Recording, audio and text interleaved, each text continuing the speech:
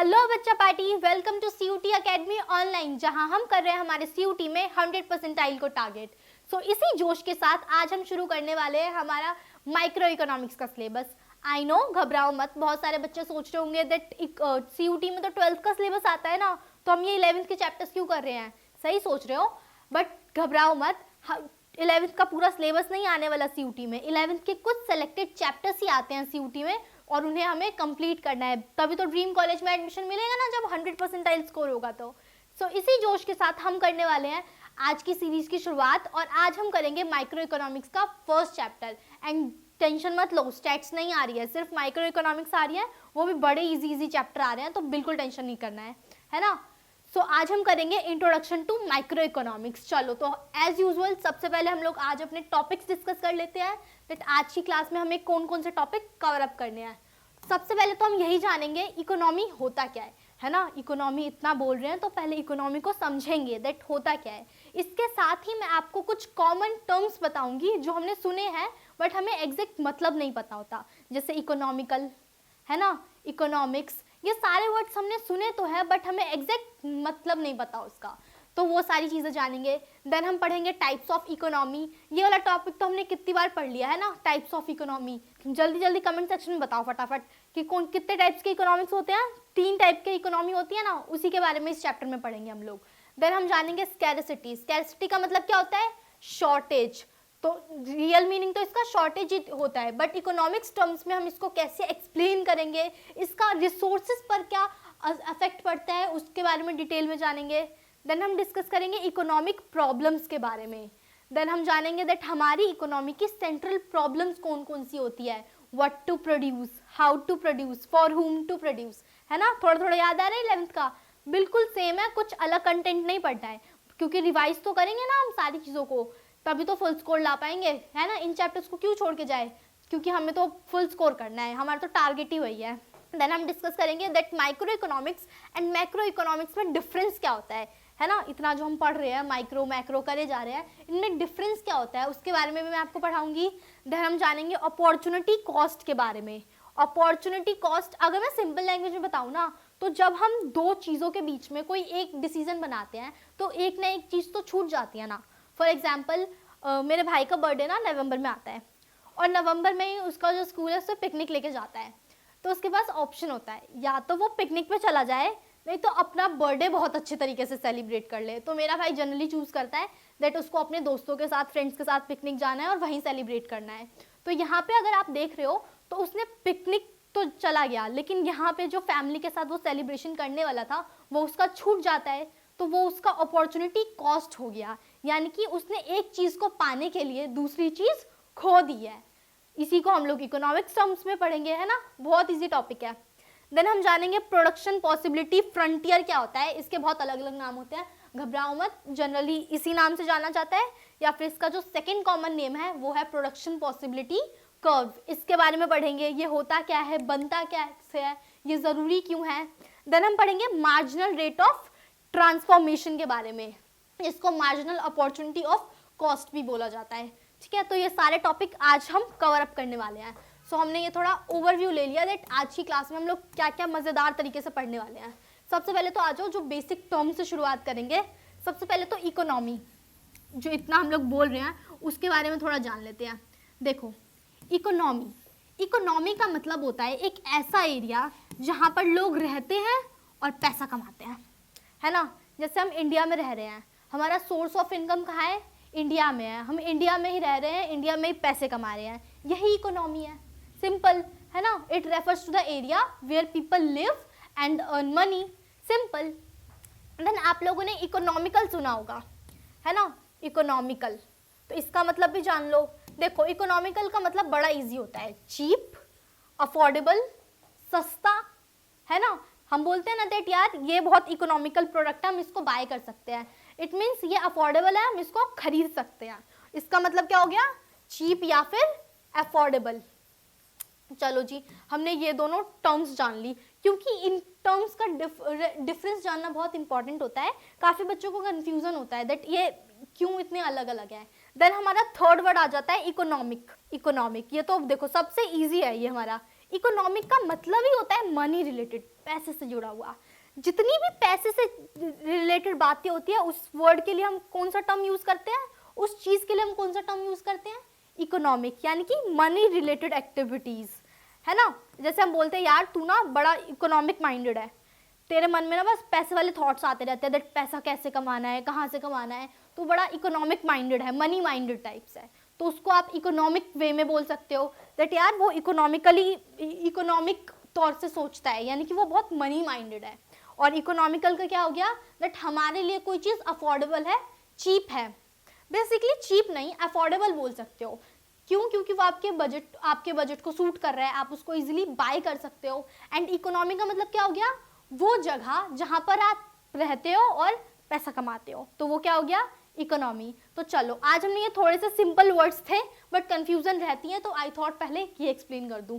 तो इन तीनों वर्ड्स को अच्छे से हमने जान लिया है। चलो तो हम लोग हमारी नेक्स्ट स्लाइड पे चलते हैं। टाइप्स ऑफ इकोनॉमी देख लो।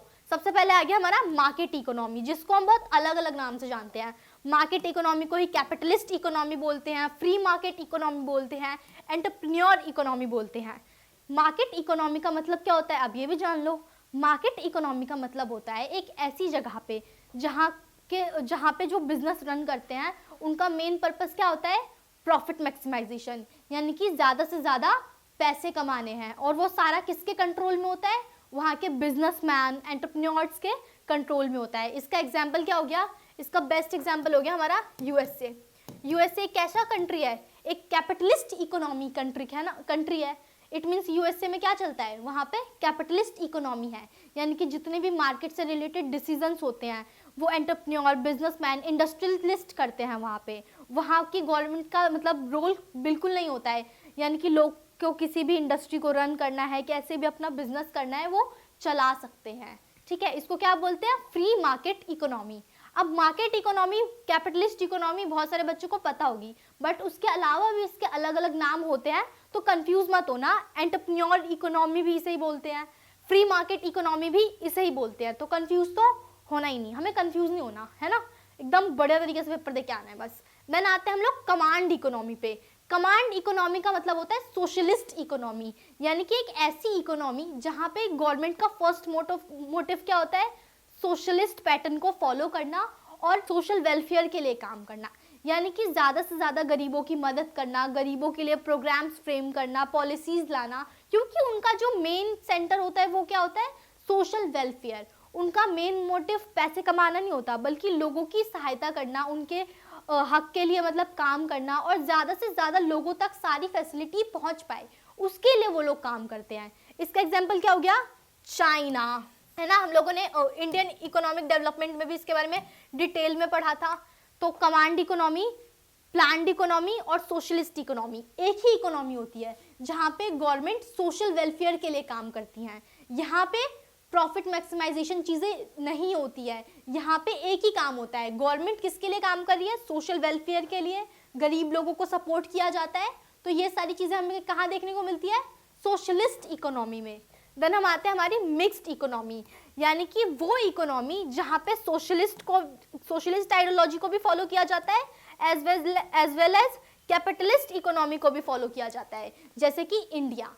अब इंडिया में ऐसा नहीं है दैट कोई जो प्राइवेट एंटरप्रेन्योर है या फिर बिजनेसमैन है वो अपनी इंडस्ट्रीज या फिर कंपनी नहीं रन कर सकता, वो फ्री होकर रन कर सकता है, कोई प्रॉब्लम नहीं है, लाइसेंस लो, मजे से अपनी कंपनी रन करो। या और काफ़ी सारे गवर्नमेंट स्कूल्स हैं, गवर्नमेंट कंपनीज रन कर रही हैं ताकि लोगों को काम मिल सके, रोजगार मिल सके, इनकम इंक्रीज हो सके। तो यहाँ पे हम इंडिया में क्या देख रहे हैं, दैट हम लोग पर्टिकुलरली किसी भी एक इकोनॉमी को फॉलो नहीं कर रहे हैं। हम ये नहीं बोलेंगे दैट हम सिर्फ सोशलिस्ट इकोनॉमी है जहाँ पे सोशल वेलफेयर के लिए काम किया जा रहा है, बिजनेसमैन को, उनकी आइडियोलॉजीज को इग्नोर किया जा रहा है, ऐसा नहीं है इंडिया में, है ना। इंडिया में दोनों साथ में मिलकर काम कर रहे हैं। बहुत सारी ऐसी कंपनीज हैं जो प्राइवेट बिजनेसमैन रन कर रहे हैं, मतलब जो जिनके ओनर्स कौन है, प्राइवेट ओनर है जिनके, और बहुत सारे ऐसे सेक्टर भी हैं जिसमें पब्लिक सेक्टर जिन्हें हम बोलते हैं, जिनका सारा फंड कौन लगाता है, गवर्नमेंट लगाती है वहाँ पे पैसा। और जिन इंस्टीट्यूशंस में गवर्नमेंट पैसा लगाती है उनका मकसद एक ही है, सोशल वेलफेयर, जैसे कि गवर्नमेंट स्कूल्स हो गए, गवर्नमेंट कॉलेजेस हो गए, हॉस्पिटल्स हो गए। इन सब में गवर्नमेंट क्या कर रही है, फैसिलिटीज़ ही तो प्रोवाइड करना चाहती है ना हर किसी को। सो उसका काम क्या हो गया, सोशल वेलफेयर। एंड जो प्राइवेट ओनर है, जो बिजनेसमैन है, उनका तो एक ही काम है, ज़्यादा से ज़्यादा पैसे अर्न करना, हमें हमारी कंपनियों को किसी भी हाल में मैक्सिमम प्रॉफिट तक पहुंचाना है, उनका तो मोटिव ही यही होता है। तो हम इंडिया में क्या देख रहे हैं, दैट हम मिक्स्ड इकोनॉमी को फॉलो कर रहे हैं। हम ना तो सोशलिस्ट इकोनॉमी है और ना ही कैपिटलिस्ट इकोनॉमी, हम मिक्स्ड इकोनॉमी है। चलो जी, ये मैंने डिटेल में समझा दिया और ये हम लोगों ने बहुत बार पढ़ भी रखा है ना इंडियन इकोनॉमिक डेवलपमेंट में। तो आई होप आप लोग को एकदम क्लैरिटी मिल गई हो। एग्जाम में कंफ्यूज मत होना अगर सोशलिस्ट इकोनॉमी की जगह पे प्लान्ड इकोनॉमी या फिर कमांड इकोनॉमी आ जाता है। नाम सेम है, बहुत सारे बच्चे कंफ्यूज हो जाते हैं जब एग्जाम में नया नाम देखते हैं, तो आपने बिल्कुल भी कंफ्यूज नहीं होना यहाँ पे। चलो जी, ये हमने अच्छे से पढ़ लिया। अब हम चलते हैं हमारी नेक्स्ट स्लाइड की तरफ, जो है क्या, स्कैरसिटी। अब देखो इसका मतलब क्या होता है, अगर इंग्लिश में इसका मीनिंग बताओ ना तो इसका मतलब होता है शॉर्टेज। चलो इसको हम एक एग्जाम्पल के थ्रू समझते हैं। मान लो तुम्हारा बर्थडे आने वाला है ना, हो सकता है किसी का आने वाला भी हो जो ये वीडियो देख रहा है। तुम्हारा बर्थडे आने वाला है, अब तुमने अपने बर्थडे की ना पूरी प्लानिंग कर ली है, दैट यार मैं बर्थडे में बैलून्स भी लाऊंगा, केक भी काटूंगा और अलग अलग आइटम, स्टार्टर्स, मेन कोर्स, सब कुछ अलग अलग रहेगा। पूरी प्लानिंग कर ली है कि फ्रेंड्स के साथ यहाँ जाऊँगा, वहाँ जाऊँगा, ये करूँगा, एकदम फुल प्लानिंग कर ली है बर्थडे की। अब तुम्हें पता है दैट तुम्हारे बर्थडे के लिए तुम्हें 10,000 रुपये चाहिए, चलो 15,000 मान लो, दैट बर्थडे सेलिब्रेशन के लिए, बर्थडे में ये खर्चा होगा, उसके लिए मुझे यार 15,000 रुपये चाहिए। आपको कितने पैसे चाहिए, 15,000 रुपीज़। चलो जी, प्लानिंग कर ली, बजट तैयार कर लिया, दैट 15,000 रुपये चाहिए हमें, तभी हमारा बर्थडे एकदम धमाकेदार तरीके से होगा। चलो, तो तुमने मन में सब कुछ डिसाइड कर लिया और अमाउंट भी देख लिया, दैट 15,000 चाहिए तुम्हें। ये तुम्हारी डिमांड है ना, दैट बर्थडे सेलिब्रेट करने के लिए तुम्हें 15,000 रुपये चाहिए। इट मीन्स ये हमारी डिमांड है। तुम मम्मी के पास गए, पहले तो मम्मी 2 चाटे लगाएंगी कि बेटा 15,000 क्यों चाहिए, नहीं चाहिए, घर पे बैठ के सेलिब्रेट करो फैमिली के साथ, है ना, मजाक करियो। हो सकता है बहुत सारे पेरेंट्स दे भी देते हैं बच्चों को, बट 11th-12th के बच्चों के केस में थोड़ा डिफरेंट हो जाता है। चलो, तो मम्मी ने तो मना कर दिया, अब तुम अपने सेकंड ऑप्शन के पास गए, यानी कि पापा को मनाएंगे, पापा से पैसे लेंगे। अब पापा ने तो सीधा बेल्ट निकाल ली पीटने के लिए, है ना। सो वो वाला सीन हो गया। तो यानी कि तुम्हारी डिमांड तो 15,000 की है, लेकिन मम्मी पापा नहीं मान रहे। मम्मी पापा ने बोला 15,000 तो मैं नहीं देने वाले, हम नहीं देने वाले तुझे, चाहे तो कुछ भी कर ले। पापा मम्मी ने बोला एक काम कर, तू 1,000 रुपये ले ले और तुझे जो करना है कर ले। अब आपकी तो सारी प्लानिंग पे पानी फिर गया ना, क्योंकि आपने डिमांड कितने की है, 15,000। यार 15,000 की पार्टी की प्लान की थी, दोस्तों में भी हल्ला मचा दिया था, और अब बजट कितना रह गया हमारा, 10,000 कह रही हूँ, 1,000 का रह गया। कितने का रह गया, सिर्फ 1,000 का रह गया। इट मीन्स यार पूरा बजट ही खराब हो गया, 14,000 का डिफरेंस आ रहा है, 14,000 की शॉर्टेज हो रही है। तो ये जो 15,000 था ना, ये आपका डिमांड था, और मम्मी पापा ने ये जो आपको 1,000 रुपीज दिए हैं, ये सप्लाई है। तो जब हमारी डिमांड ज्यादा होती है लेकिन सप्लाई कम होती है, इसी सिचुएशन को बोलते हैं स्कार्सिटी। ठीक है, यानी कि हमारी ज़रूरतें तो ज़्यादा है, हमारी डिमांड्स तो ज़्यादा है, बट उस हिसाब से हमें उस प्रोडक्ट की या फिर उस रिसोर्स की सप्लाई नहीं हो रही है। तो इस एग्जाम्पल में हमने क्या देखा, दैट मुझे मेरे बर्थडे को सेलिब्रेट करने के लिए 15,000 रुपये चाहिए। मैंने मम्मी पापा से 15,000 रुपये मांगे, लेकिन उन्होंने मुझे नहीं दिए। उन्होंने मुझे कितने दिए, सिर्फ 1,000 रुपये दिए। तो इसका मतलब क्या कि मेरी डिमांड तो हाई है, लेकिन मेरे को उतनी सप्लाई नहीं है। इसी को बोलते हैं स्कार्सिटी, शॉर्टेज, कमी। अब जिस लैंग्वेज में मैंने तुम्हें समझाया ना, सेम उसी लैंग्वेज में डेफिनेशन लिख दिया बढ़िया वाली। Scarcity in economics refers to the limited availability of resources relative to unlimited human bonds। जो human bonds है वो unlimited है, लेकिन जो resources है वो limited है। अब देखो यहाँ पे मैंने तुम्हें चॉइस भी दे दी है, या तो ये वाली डेफिनेशन याद कर लो, नहीं तो ये वाली डेफिनेशन याद कर लो, दोनों सही है, गलत कोई नहीं कहेगा तुम्हारे डेफिनेशन को। ठीक है, ये भी रीड कर लेते हैं। Scarcity refers to the limitation of supply in relation to demand for a commodity। Commodity से घबरा मत जाना, कॉमोडिटी का मतलब चीजें, कॉमोडिटी लिख लो या फिर रिसोर्सेज लिख लो, कोई दिक्कत नहीं है, कोई नंबर नहीं काटेगा आप लोगों के। ठीक है, कॉमोडिटी रिसोर्सेज एक ही बात है।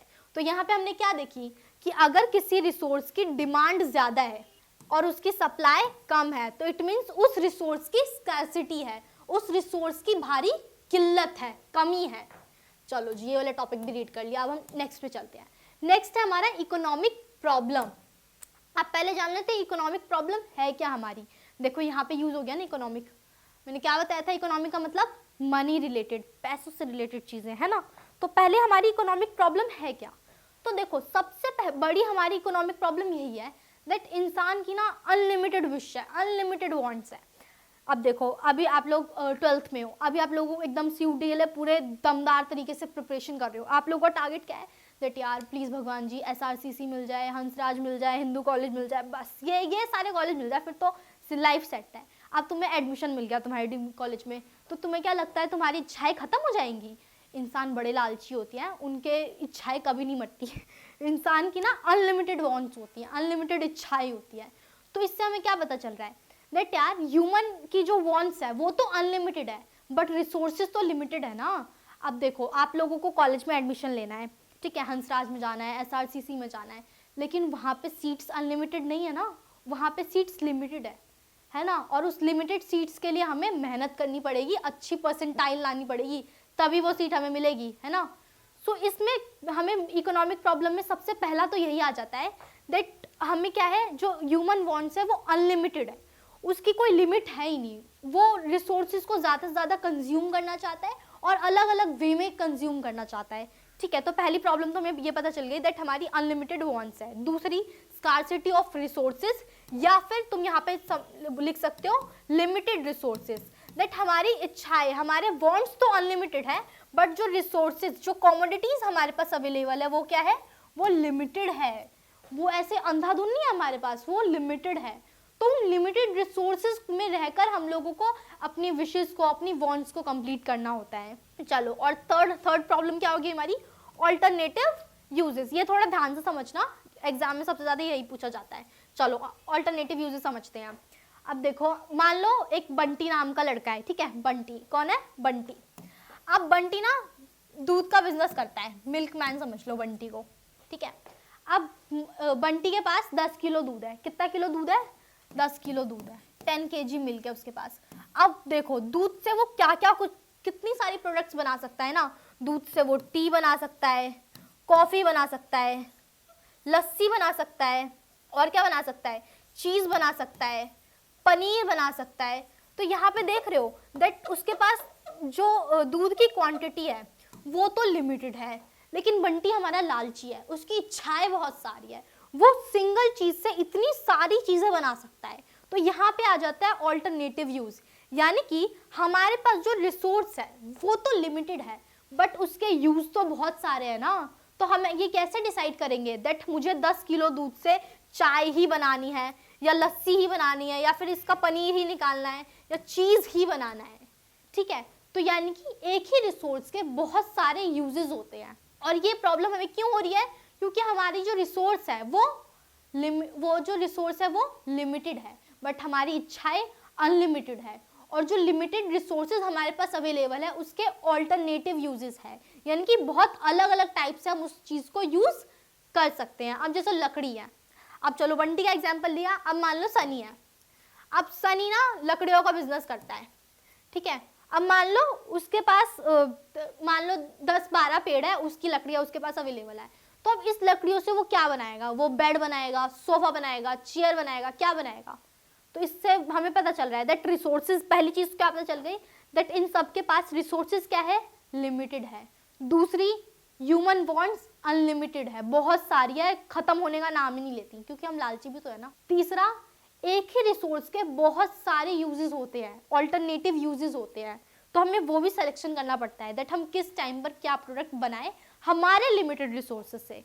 तो ये हमारी सबसे पहला तो हमने इकोनॉमिक प्रॉब्लम डिस्कस कर देखा, कितने बढ़िया तरीके से हो गया, इजीली सारे टॉपिक्स कवर करेंगे, ऐसे टेंशन ना लो, बस एंड तक देखना सेशन को।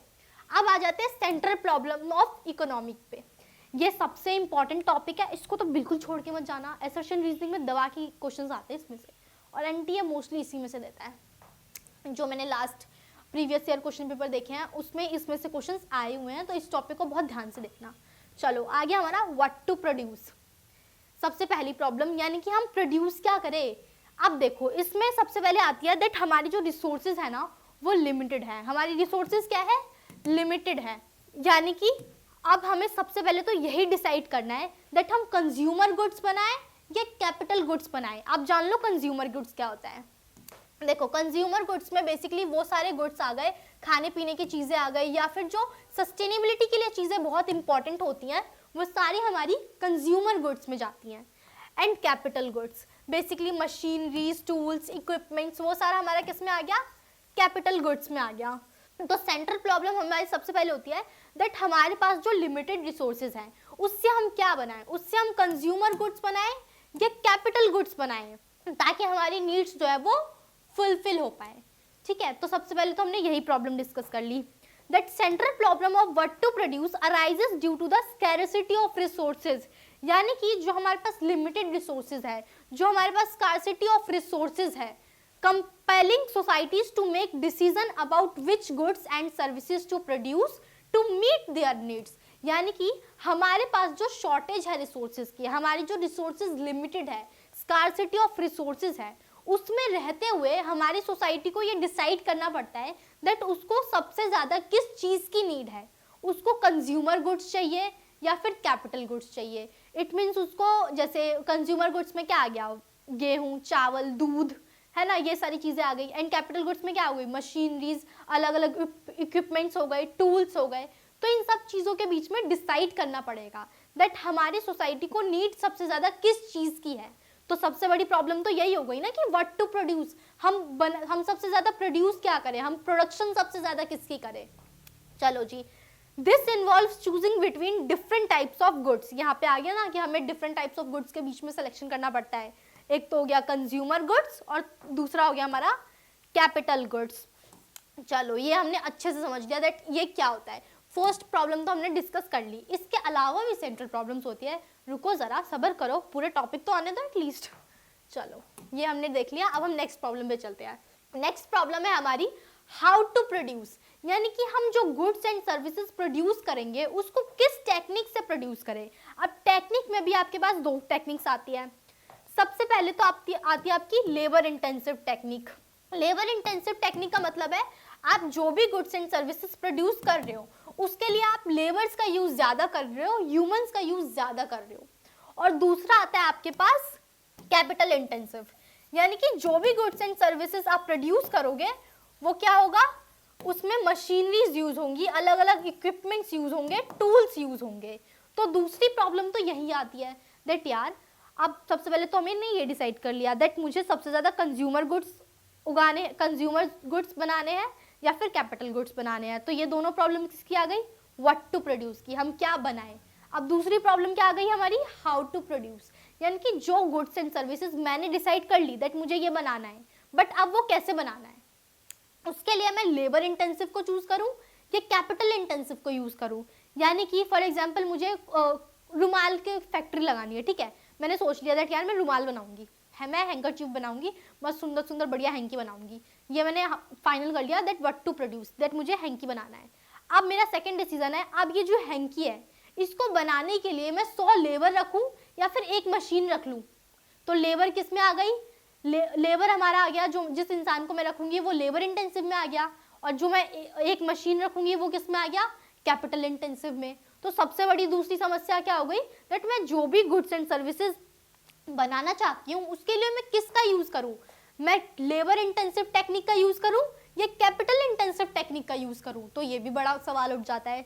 चलो हमने ये भी देख लिया, अब हम थोड़ा रीड भी कर लेते हैं इसको। The central problem of how to produce focus on determining the method and technique to be used in the production of goods and services, यानी कि ये how to produce जो है वो उसी प्रॉब्लम से डील करता है दैट हमने जो गुड्स एंड सर्विसेज डिसाइड कर लिए हैं, अब हम उसको किस टेक्निक से बनाएं। हम लोग ज़्यादा से ज़्यादा लेबर रखे वो लोग बनाएंगे या फिर एक सिंगल मशीन रख ले ताकि हमारा काम रिड्यूस हो जाए। तो ये भी बड़ा इंपॉर्टेंट हो जाता है। तो इसमें आगे हमारा लेबर इंटेंसिव मेथड यूज़ करें या फिर कैपिटल इंटेंसिव मेथड्स को यूज़ करें। चलो ये हमने सेकंड वाला भी डिस्कस कर लिया। अब आते हैं हमारे थर्ड वाले पे जो कि है फॉर हुम टू प्रोड्यूस। ये थर्ड वाले का मतलब है दैट हम किसके लिए प्रोड्यूस करें यार। मैं जो गुड्स एंड सर्विसेज प्रोड्यूस करूँगी वो किसके लिए करूँ, मैं पुअर के लिए करूँ या फिर रिच के लिए करूँ, यानी कि अमीरों के लिए करूँ या गरीबों के लिए करूँ, इसमें भी मुझे डिसाइड करना पड़ेगा। यानी कि मुझे इनकम बेस्ड डिस्ट्रीब्यूशन करना पड़ेगा और दूसरा करने पड़ेगा नीड बेस्ड डिस्ट्रीब्यूशन। ये वाला टॉपिक्स मैंने आपको एक्स्ट्रा समझाने के लिए लिख रखा है, otherwise for whom to produce में आपका मेन यही आता है दैट आप सोसाइटी के किस सेक्शन के लिए सामान बनाना चाहते हो और इसके लिए आप दो ही सेक्शन याद रखोगे, poor section of society and rich section of society. चलो जी, हमने ये देख लिया। तो इनकम बेस्ड डिस्ट्रीब्यूशन के यहाँ पे मतलब है दैट यार मैं जो भी प्रोडक्ट बनाऊंगा या फिर जो भी रिसोर्स बनाऊंगा वो उसकी इनकम बेस्ड डिस्ट्रीब्यूशन पे देखूंगा। यानी कि मुझे कोई भी प्रोडक्ट अमीरों के लिए बनाना है तो मैं ऑब्वियसली अपर क्लास को टारगेट करूंगी, और अगर मुझे कोई अफोर्डेबल इकोनॉमिकल प्रोडक्ट बनाना है तो मैं उस प्रोडक्ट के लिए मैं किसको टारगेट करूंगी, पुअर क्लास को टारगेट करूंगी, पुअर सेक्शन ऑफ सोसाइटी को टारगेट करूंगी। तो सबसे पहले हमने किस बेस पर डिस्ट्रीब्यूशन किया, किसी के इनकम पर। नेक्स्ट आता है नीड बेस्ड डिस्ट्रीब्यूशन, दैट यार किस प्रोडक्ट की जरूरत लोगों को सबसे ज्यादा है, उसके अकॉर्डिंग हम देखेंगे दैट हमें किसके लिए बनाना है। यानी कि हम जो प्रोडक्ट बना रहे हैं उसकी नीड गरीबों को ज्यादा है या अमीरों को ज्यादा है, तो उसके बेस पर हम डिसाइड करेंगे दैट हमें किस सेक्शन के लिए कितना प्रोडक्ट किस टेक्निक से बनाना है। देखो एक ही में तीनों आ गया, कौन सा प्रोडक्ट किस टेक्निक से लिए किसके लिए बनाना है। ठीक है, इसमें सब कुछ आ जाएगा, what to produce, how to produce and for whom to produce. क्या बनाना है, किस टेक्निक से बनाना है और किसके लिए बनाना है। चलो ये हमने ये भी डिस्कस कर लिया। अब हम चलते हैं हमारी नेक्स्ट स्लाइड की तरफ, जो है difference between micro and macro. देखो ये बड़ा ईजी है, थोड़ी देर के लिए इस टेबल को भूल जाते हैं, थोड़ा खाली जगह देख के मैं तुम्हें एक्सप्लेन करती हूँ, बहुत ईजी है ये। चलो अपॉर्चुनिटी कॉस्ट पे देखो, मैं तुम्हें एक्सप्लेन करती हूँ। ये है मैक्रो और ये हमारा वर्सेस में क्या है, माइक्रो। बड़ा इजी डिफरेंशिएशन है यार इसका। देखो मैक्रो का ए उठा लो, ए हमारा यहाँ हीरो है मैक्रो में, और माइक्रो में हमारा आई उठा लो, ये हमारा हीरो है। देखो मैक्रो की ए का मतलब होता है एग्रीगेट, क्या होता है एग्रीगेट, और माइक्रो के आई का मतलब होता है इंडिविजुअल। देखो यानी कि हमारा जो मैक्रो है वो किस पर बात करता है, एग्रीगेट पर। एग्रीगेट का मतलब होता है टोटल, सिंपल भाषा में सबका। तो जो मैक्रो है ना वो नेशनल लेवल की चीज है, बड़ी चीजें काउंट करता है, यानी कि टोटल आउटपुट, नेशनल इनकम है ना, जीडीपी, ये सारी चीजें किस में आती है, मैक्रो में। क्यों, क्योंकि मैक्रो में ए है और ए का मतलब एग्रीगेट होता है, और एग्रीगेट क्या होता है, एग्रीगेट का मतलब होता है टोटल, यानी कि सारी चीजें दैट एक देश की नेशनल इनकम क्या है ना, पूरा देश मतलब जो देश है वो कितनी गुड्स एंड सर्विसेज की प्रोडक्शन कर रहा है। यहाँ पे हम सिंगल यूनिट की बात नहीं करते, यहाँ पे हम एग्रीगेट की बात करते हैं, यहाँ पे हम टोटल वैल्यू की बात करते हैं। और जहाँ पे टोटल वैल्यू की बात करेंगे वहाँ पे हम मैक्रो इकोनॉमिक्स लिखेंगे। क्या लिखेंगे, मैक्रो इकोनॉमिक्स। और जहाँ पे हम इंडिविजुअल यूनिट रेफर करेंगे, यानी कि किसी एक इंसान का आउटपुट कितना है, वो कितना प्रोडक्शन कर रहा है, किसी पर्टिकुलर इंडिविजुअल पर्सन की बात करेंगे, सिंगल चीज़ों की बात करेंगे, तो उसमें हम क्या पढ़ेंगे, माइक्रो इकोनॉमिक्स को। क्यों, क्योंकि आई आता है उसमें, और आई किसको डिनोट करता है, इंडिविजुअल, सिंगल इंसान को। तुम्हारे वाले सिंगल की बात नहीं कर रही हूँ मैं, यहाँ पे इंडिविजुअल इंसानों की बात हो रही है। ठीक है, चलो ये भी हम लोगों ने देख लिया अच्छे तरीके से। अब इसका थोड़ा डिफरेंशिएशन भी पढ़ लेते हैं। देखो अब हम micro economics and macro economics के डिफरेंसेस को थोड़ा जान लेते हैं। देखो यहाँ मैंने अभी बता दिया, आई का मतलब होता है इंडिविजुअल यूनिट, यानी कि जब हम किसी पर्टिकुलर सिंगल यूनिट की बात करते हैं तो यहाँ पे हमने लिख दिया इंडिविजुअल यूनिट। ठीक है, किसी पर्टिकुलर यूनिट के बारे में बात करते हैं। देन यहाँ पे ए है, इसका मतलब क्या हो गया, एग्रीगेट, यानी कि टोटल चीज़ों की बात करते हैं हम, है ना, छोटी चीज़ों की नहीं, बड़ी चीज़ों की बात करते हैं। तो अब हम थोड़ा यहाँ के डिफरेंसेस को भी रीड कर लेते हैं। सबसे पहले आ गया स्कोप। देखो स्कोप यानी कि डेफिनेशन, इतने अच्छे से डेफिनेशन बता दी, अब तो लर्न भी हो गया होगा, है ना, that micro economics deals with individual unit. That जो हमारी माइक्रो इकोनॉमिक्स है ना, ये इंडिविजुअल यूनिट्स के साथ डील करती हैं, जैसे कि हाउस होल्ड, फर्म्स, है ना। जैसे एक फर्म ने कितने का प्रॉफिट किया है, ये हम किसके पॉइंट ऑफ व्यू से देख रहे हैं, फर्म के पॉइंट ऑफ व्यू से ही देख रहे हैं ना, और फर्म क्या है, एक इंडिविजुअल यूनिट है। देन आता है हमारा मैक्रो इकोनॉमिक्स, जो कि किस पॉइंट ऑफ व्यू से देखते हैं, एज अ होल या फिर एग्रीगेट। क्यों, क्योंकि इसमें हम टोटल चीज़ों के बारे में बात करते हैं, एकदम बड़े लेवल की बात करते हैं, है ना। जैसे कि किसी देश का जीडीपी क्या है, जीडीपी क्या होता है, total value of goods and services, जो कोई भी कंट्री एक साल में प्रोड्यूस करती है ना। तो जीडीपी में हम टोटल चीज़ों की बात कर रहे हैं ना, टोटल वैल्यू की बात कर रहे हैं, और जहाँ पे टोटल वैल्यू की, एग्रीगेट की बात होती है, वो सारा हमारा किस में आता है, मैक्रो इकोनॉमिक्स में आता है। देन आ गया, हम लोग माइक्रो में किस किस चीज़ों पे फोकस करते हैं, हम लोग प्राइस पर, इंडिविजुअल डिसीजन पर, मार्केट डिसीजंस पर फोकस करते हैं। क्यों? क्योंकि ये सारी हमारी इंडिविजुअल यूनिट की बातें हैं। देन मैक्रो इकोनॉमिक्स पर हम नेशनल इकोनॉमिक फैक्टर्स पे जैसे कि जीडीपी, इन्फ्लेशन, अनएम्प्लॉयमेंट जैसी चीज़ों पे ध्यान देते हैं। अब माइक्रो इकोनॉमिक्स में 1 मार्कर क्वेश्चन बड़ा कॉमन है, दैट माइक्रो इकोनॉमिक्स का दूसरा नाम क्या है? फटाफट कॉपी पेन उठा के लिख लो, दैट माइक्रो इकोनॉमिक्स को हम लोग प्राइस थ्योरी के नाम से भी जानते हैं। किस नाम से जानते हैं? प्राइस थ्योरी, क्योंकि इसमें हम लोग मार्केट प्राइस की बात करते हैं, प्राइस कैसे डिसाइड होंगे, डिटरमाइन होंगे, उन सारी चीज़ों के बारे में बात करते हैं, इसीलिए इसको माइक्रो इकोनॉमिक्स बोला जाता है। एंड मैक्रो इकोनॉमिक्स का भी एक और दूसरा नाम है, वो भी बहुत इंपॉर्टेंट है, लिख लेना, theory of income and employment. यहाँ पे मैं कहीं लिख भी देती हूँ ताकि आप लोगों को याद रहे, आप कॉपी में नोट डाउन कर लेना। इसको हम किस नाम से जानते हैं? Theory of income and employment. ठीक है, देखो यहाँ पे लिख दिया है मैंने, theory of income and employment, क्योंकि यहाँ पे हम लोग इनकम एंड एम्प्लॉयमेंट जैसी चीज़ों पे जो टोटल वैल्यूज़ की या फिर एग्रीगेट की वैल्यू होती है, उन सारे टॉपिक्स पर डिस्कस करते हैं हम लोग माइक्रो इकोनॉमिक्स में, इसीलिए इसको बोला जाता है theory of income and employment. चलो जी, हमने 1 मार्कर क्वेश्चन यहाँ पे प्रिपेयर कर लिया, दैट इज किसको किस नाम से जाना जाता है। देन ऑब्जेक्टिव क्या होता है? इसका ऑब्जेक्टिव होता है प्राइसिंग डिसीजंस, यानी कि कितना प्राइस रहेगा, उससे रिलेटेड डिसीजंस किस इकोनॉमिक्स का पार्ट है? माइक्रो का। एलोकेशन ऑफ रिसोर्सेज, यानी कि कौन से रिसोर्सेज किस प्रोडक्शन में जाएंगी, वो कौन डिसाइड कर रहा है? Micro economics. देन इसके की वेरिएबल्स हो गए प्राइस, आउटपुट, कॉस्ट, ये सारी चीज़ें किस में यूज होंगी? इंडिविजुअल। हम लोग ये सारी चीज़ें इंडिविजुअल यूनिट के तौर पर देख रहे हैं, ठीक है, इसीलिए ये माइक्रो का पार्ट है। मैं बार बार जोर दे रही हूँ इंडिविजुअल वर्ड पे, ताकि आप लोग डिफरेंस समझ पाओ। बहुत सारे बच्चों को कंफ्यूजन रहती है, इसीलिए मैंने बता दिया, ट्रिक भी बता दिया, दैट आई से याद कर लो इंडिविजुअल यूनिट एंड ए से याद कर लो एग्रीगेट। देन इसका एग्जाम्पल आ गया कंज्यूमर बिहेवियर, इसका तो पूरा चैप्टर है माइक्रो इकोनॉमिक्स का, उसमें से भी कुछ पार्ट ही आ रहे हैं, टेंशन ना लो, बहुत ईजी है।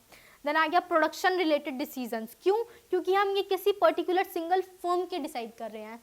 देन आ गया हमारा मार्केट इक्विलिब्रियम, ये सारी चीज़ें किस में आ रही है? हमारी इंडिविजुअल यानी कि माइक्रो इकोनॉमिक्स में। देन मैक्रो में इसका बिल्कुल अपोजिट हो गया, यहाँ पे सारी सिंगल यूनिट थी, बट यहाँ पे टोटल आउटपुट की बात होगी, टोटल प्रोडक्शन की बात होगी। तो इसमें किसकी बात होगी? इकोनॉमिक ग्रोथ की, स्टेबिलिटी की एंड गवर्नमेंट पॉलिसीज से। यानी कि एक तरीके से हम लोग इसमें क्या देख रहे हैं, दैट एक कंट्री पे हम इकोनॉमिक पॉलिसीज पे क्या अफेक्ट पड़ सकता है, यहाँ पे एग्रीगेट वैल्यू को ध्यान में रखते हुए सारी चीज़ें हम लोग स्टडी करते हैं। देन इसमें क्या क्या एग्जाम्पल हो गए हमारे? National income, inflation, unemployment and fiscal policy. अच्छा, अनएम्प्लॉयमेंट का हम लोगों ने चैप्टर भी पढ़ा था, फटाफट मुझे कमेंट सेक्शन में बताओ दैट मेन कॉज रूट क्या है अनएम्प्लॉयमेंट के, ठीक है, फटाफट कमेंट सेक्शन में मुझे आंसर दे दो। देन इसके एग्जाम्पल हो गए हमारे economic growth, inflation rate, GDP, national income, national output, national production कितना है, नेशनल प्रोडक्शन तो नहीं, जीडीपी बोल सकते हैं, आउटपुट कितना है हमारे देश का, वो सारी किस में आ रही है? मैक्रो इकोनॉमिक्स में, क्योंकि ये सारी एग्रीगेट वैल्यू है, एक साथ बोली जाने वाली वैल्यू है। चलो, हमने डिफ्रेंसिएशन भी कर लिया है। आप थोड़ा अपॉर्चुनिटी कॉस्ट पे आ जाते हैं, यानी कि अपॉर्चुनिटी कॉस्ट मैंने वीडियो के स्टार्टिंग में बताया था, अपने भाई की कहानी सुनाई थी ना, दैट मेरा भाई के बर्थडे आता है नवंबर में। अब क्या होता है नवंबर में, उसके पास 2 चॉइस होती है ना, पिकनिक वाली और बर्थडे वाली। तो अपॉर्चुनिटी कॉस्ट का बड़ा सिंपल सा मीनिंग है, जब आप एक डिसीजन लेने के लिए दूसरा डिसीजन को छोड़ देते हो, मतलब कुछ पाने के लिए कुछ खो देते हो, वही आपका अपॉर्चुनिटी कॉस्ट हो जाता है। जैसे कि आप लोग इस टाइम पर क्या कर रहे हो, आप लोग पढ़ाई कर रहे हो, है ना, क्योंकि आपको अपने ड्रीम कॉलेज में एडमिशन चाहिए, हंसराज, एसआरसीसी, जो भी आपका ड्रीम कॉलेज हो उसमें एडमिशन चाहिए, आप उसके लिए मेहनत कर रहे हो, पढ़ाई कर रहे हो, है ना। और कई बच्चे अभी टाइम पास कर रहे होंगे, खेल को टाइम पास नहीं होता यार, वो भी लाइफ के लिए ज़रूरी है, बट इस टाइम पे क्या ज़रूरी है आप लोगों के लिए? पढ़ना, स्टडीज़, ताकि आपको अपना ड्रीम कॉलेज मिल। सो आप इस टाइम पे अपॉर्चुनिटी कॉस्ट आपके लिए क्या होगी? आप लोग अपने दोस्तों को देख रहे होंगे, यार कोई पार्टी कर रहा है, कोई कुछ और कर रहा है, और मैं यहाँ बैठ के पढ़ाई कर रहा हूँ, तो उस पढ़ाई का फल भी मिलेगा, अच्छे बढ़िया कॉलेज में एडमिशन मिलेगा। तो बेसिकली जब आप किसी चीज़ को पाने के लिए जो दूसरी चीज़ कॉम्प्रोमाइज़ कर देते हो ना, वही आपका अपॉर्चुनिटी कॉस्ट बन जाता है।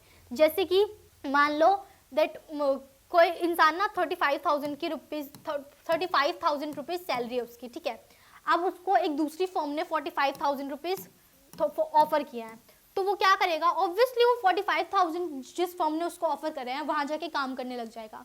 तो यहाँ पे उसने लॉस क्या किया? जो पहली कंपनी में उसको 35,000 मिल रहे थे, उसका लॉस तो नहीं कहूँगी, बट उसने 45,000 को पाने के लिए 35,000 का कॉम्प्रोमाइज़ किया, पहली वाली जॉब को छोड़ दिया, तभी तो वो नई जॉब में एंटर कर पाया। तो ये उसका क्या हो गया, अपॉर्चुनिटी कॉस्ट हो गई, उसकी अपॉर्चुनिटी कॉस्ट हो गई है।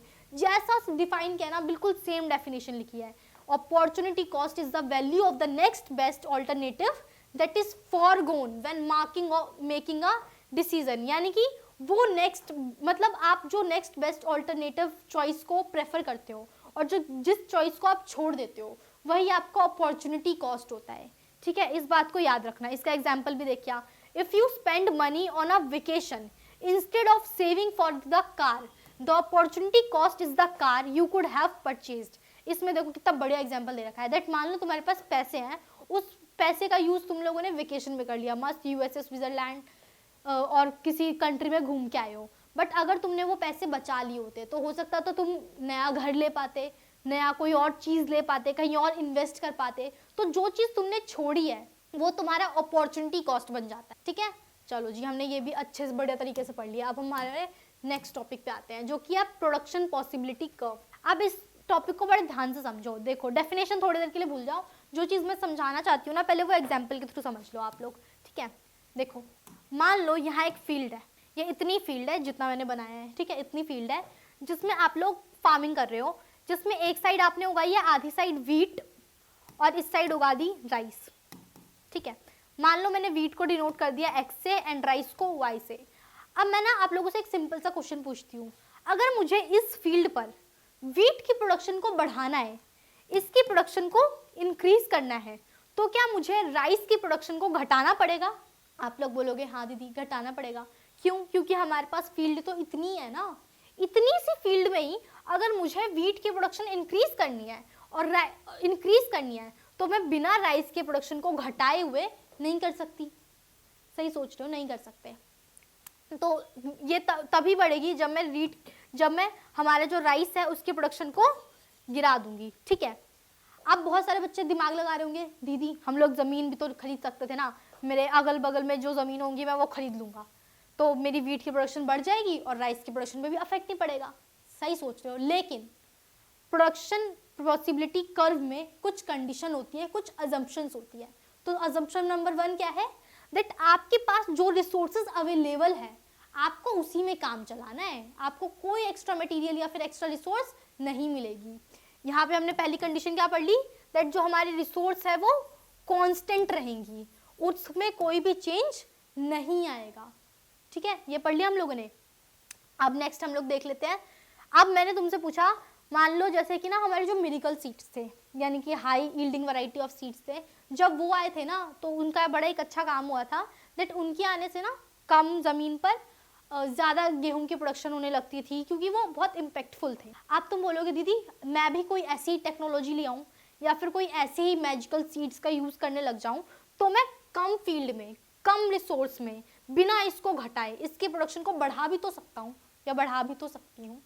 सही सोच रहे हो, लेकिन अजम्पशन नंबर 2, तुम्हारे पास जो रिसोर्स है वो तो लिमिटेड है ही, वो तो कांस्टेंट रहेंगी, बट तुम्हारी जो टेक्नोलॉजी है उसमें भी कोई बदलाव नहीं आएगा।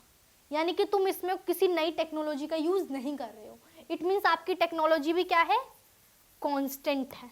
दो अजम्पशंस लग ली। अब कर लो तीसरी अजम्पशन, दैट जब भी हम लोग प्रोडक्शन पॉसिबिलिटी कर्व की या फिर प्रोडक्शन पॉसिबिलिटी फ्रंटियर की बात करेंगे, तब हमें इस चीज का ध्यान रखना है दैट हम सिर्फ 2 कमोडिटीज की बात करेंगे। किसकी? 2 कमोडिटीज की ही बात करेंगे। इस चीज को गांठ बांध लो, कंफ्यूजन मत रखना दैट 2 से ज्यादा लेंगे। हम लोग सिर्फ और सिर्फ 2 ही गुड्स की बात कर सकते हैं प्रोडक्शन पॉसिबिलिटी कर्व में। ठीक है, तो ये हमारी थर्ड कंडीशन क्या हो गई कि 2 ही गुड्स की हम लोग बात कर रहे हैं। तो चलो हमने यहाँ पे ये 3 अजम्पशंस पढ़ ली एंड प्रोडक्शन पॉसिबिलिटी कर्व में होता क्या है वो भी देख लिया। देखो जो चीज मैंने समझाई है ना, सेम डेफिनेशन है, that it is a curve showing different combination of production of 2 goods out of given resource and constant technology. यानी कि मेरे पास जितनी रिसोर्सेज थी और जो उस टाइम की टेक्नोलॉजी, यानी कि टेक्नोलॉजी में मैं कोई चेंज नहीं लाई हूँ, उसको रखते हुए मुझे कोई 2 ही कमोडिटी का प्रोडक्शन करना है। ये बात समझ में आ गई? चलो जी, ये समझ में आ गई। अब हम लोग नेक्स्ट पे चलते हैं। चलो सो अब हम थोड़ा फीचर्स ऑफ पीपीसी जान लेते हैं। देखो पीपीसी का जो कर्व है ना वो कॉनकेव शेप्ड होता है, कॉनकेव ओरिजिन से होता है, यानी कि कुछ इस टाइप से होता है। तो सबसे पहले तो इसका रीजन जानते हैं हम लोग। अब ये हम रीजन इसके एग्जाम्पल के थ्रू समझेंगे। मान लो मेरे पास दो कॉमोडिटी है, commodity X and commodity Y. तो एक थोड़ा रफ डाटा तैयार कर देती हूँ ताकि आप लोगों को और अच्छे से समझा पाऊँ मैं। तो इस हिसाब से हम लोगों ने ये बना लिया, ठीक है। अब ये देखते हैं कि ये कैसे वर्क करेगा बेसिकली। देखो अब commodity X and commodity Y, मेरी एक फर्म है जिसमें मैं बिस्किट और चॉकलेट बनाती थी। पहले जब मैं बिस्किट नहीं बनाती थी, यानी कि 0 बिस्किट्स बनाती थी, उस टाइम पे मेरे फर्म में चॉकलेट्स की प्रोडक्शन कितनी थी? 10 थी। बट अब मैं बिस्किट्स बनाने लग गई हूँ, तो जब मैंने एक बिस्किट का पैकेट बनाया तो मैंने चॉकलेट्स की प्रोडक्शन को रिड्यूस कर दिया। तो यहाँ पर हम क्या देख रहे हैं, दैट जब मुझे किसी पर्टिकुलर कॉमोडिटी की प्रोडक्शन को इंक्रीज करना है तो उस टाइम पर मैं दूसरे कॉमोडिटी को रिड्यूस कर दूंगी। क्यों? क्योंकि मेरे पास रिसोर्सेज लिमिटेड है, मेरे पास जो रिसोर्सेज है वो कांस्टेंट है, मैं उसमें कोई भी चेंज नहीं कर सकती हूँ, ठीक है। तो इसके लिए ना आपको एमआरटी का भी पता होना बहुत ज़रूरी है। आप जान लो एमआरटी क्या होती है। देखो एमआरटी और एमओसी, एमओसी का मतलब होता है मार्जिनल अपॉर्चुनिटी कॉस्ट और एमआरटी का मतलब होता है मार्जिनल रेट ऑफ ट्रांसफॉर्मेशन। यानी कि बेसिकली आप जो चीज़ खो रहे हो और जो चीज़ पा रहे हो उसका रेशियो निकाल कर आपको दिखाना होता है। यानी कि change in ratio of loss upon में change in ratio of gain. या तो आप ऐसे डिवाइड करके दिखा सकते हो, नहीं तो आपके पास सेकंड ऑप्शन होता है, आप रेशियो के फॉर्म में दिखा दो दैट यार मैंने इतना खोया है और बदले में इतना पाया है। इसी को एमआरटी बोलते हैं।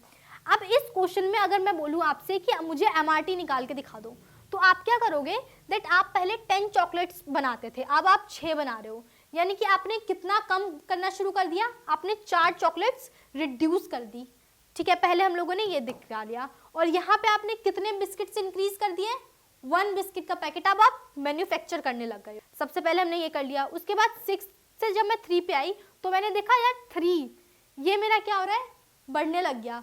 अब मैंने इसको करने के लिए यहाँ पे कितना इंक्रीज करा, एक और पैकेट इंक्रीज करा। यानी कि मैं यहाँ पे ये नोटिस कर रही हूँ कि अगर मुझे मेरे बिस्किट्स के पैकेट को इंक्रीज करना है तो मुझे चॉकलेट्स की प्रोडक्शन को रिड्यूस करना पड़ रहा है। तो यहाँ पे मेरा रेशियो निकला है 4:1 एंड 3:1। तो जब भी आपका एमआरटी इंक्रीज होगा, यानी कि जब जब मेरा एमआरटी बढ़ेगा, तो उस टाइम पर जो मेरा कर्व है वो कॉनकेव बनेगा और लेफ्ट टू राइट शिफ्ट होगा। क्योंकि इस टाइम पर मैं एक प्रोडक्ट की प्रोडक्शन को रिड्यूस कर रही हूँ ताकि मैं दूसरे प्रोडक्ट की प्रोडक्शन को इंक्रीज कर सकूं। इसीलिए मेरा जो कर्व है वो डाउनवर्ड स्लोपिंग का है और कॉनकेव ओरिजिन से बना हुआ है। फर्स्ट रीजन तो हमें ये आ गया। अब एग्जाम में आपसे ये पूछा जा सकता है दैट बताओ अगर एमआरटी बढ़ता है तो आपका जो ग्राफ का ओरिजिन है वो कहाँ से होगा।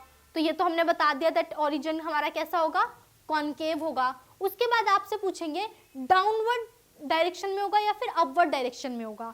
तो आपको लिख के आना है दैट डाउनवर्ड डायरेक्शन में होगा एंड लेफ्ट टू राइट होगा। देखो लेफ्ट टू राइट है ना ये, क्यों? क्योंकि हमारा जो एमआरटी है वो इंक्रीज हो रहा है।